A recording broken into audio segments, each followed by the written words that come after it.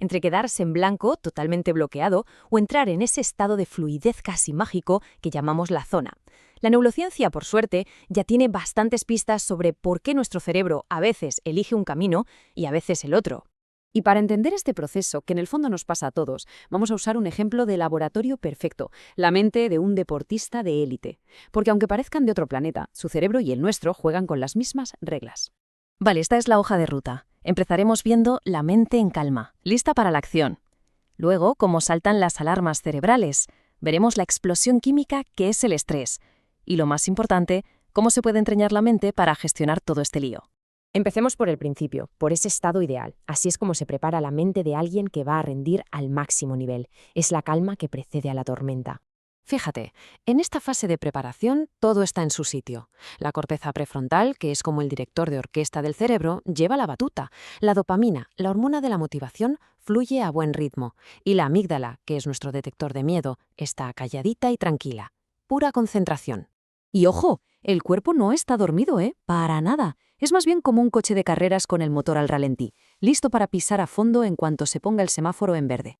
Pero claro, de repente algo pasa. Aparece un problema, una amenaza, y justo en ese instante el cerebro llega a una bifurcación y tiene que elegir rapidísimo entre dos caminos, dos sistemas de alarma que no tienen nada que ver entre sí. Y aquí están esos dos caminos. Por un lado, tenemos la vía larga, la ruta tranquila, la que se toma su tiempo para analizar las cosas de forma consciente. Y por otro, la vía corta, que es, un atajo de emergencia, una autopista directa a la reacción, sin pensar. La diferencia fundamental entre una vía y otra no es solo por dónde van, sino a la velocidad a la que van. Y creedme, esa diferencia lo cambia absolutamente todo. La vía larga, la del pensamiento lógico, tarda unos 400 milisegundos en procesar la información. Parece poco, pero es un mundo. Da tiempo a pensar, a decidir, a reaccionar con caleza. Pero la vía corta, la del instinto, es que tarda solo 70 milisegundos. 70. Es casi 6 veces más rápida. Es una respuesta que se dispara antes incluso de que seamos conscientes de qué demonios está pasando. Bueno, pues ahora vamos a meternos de lleno en lo que pasa cuando se activa esa vía corta, ese botón del pánico. A esto los expertos lo llaman secuestro amigdalino. Y el nombre es perfecto porque es literalmente eso. La amígdala, nuestro centro emocional, le roba el control al cerebro racional. La lógica en ese momento se va de vacaciones. Para que nos hagamos una idea de la explosión, el corazón puede llegar a triplicar sus pulsaciones en cuestión de segundos. Pasamos de ese motor al ralentí a tenerlo revolucionado al máximo, en la zona roja. Y toda esta locura física viene impulsada por un cóctel químico potentísimo. Por un lado, la adrenalina, que es el interruptor de emergencia para luchar o salir corriendo. Y por otro, el cortisol, su colega, que se encarga de mantener el cuerpo en alerta máxima durante más tiempo. Y aquí está el quid de la cuestión. Durante este secuestro, la parte del cerebro que razona se queda básicamente fuera de servicio. Por eso, cuando alguien nos dice en ese momento, oye, cálmate, es biológicamente imposible hacerle caso. No funciona así. De hecho, este estado es la razón biológica detrás de la sabiduría popular, como esta frase. Por algo se nos ha dicho siempre que no se deben tomar decisiones importantes cuando las emociones están a flor de piel.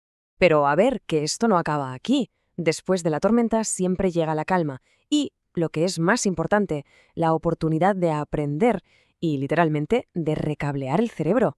Y esta es la idea central del neuroentrenamiento, que es una pasada. El cerebro no es algo fijo, no es una piedra. Es más como un músculo. Y como cualquier músculo, se puede entrenar, se puede fortalecer y se puede mejorar. El proceso de recuperación es muy claro. Primero, cuando el peligro ha pasado, el cuerpo pisa el freno, activa el sistema parasimpático para volver a la calma. Después, libera endorfinas, una especie de recompensa química para sentir alivio. Y por último, el cerebro se pone a analizar todo lo que ha pasado, para aprender la lección y hacerlo mejor la próxima vez.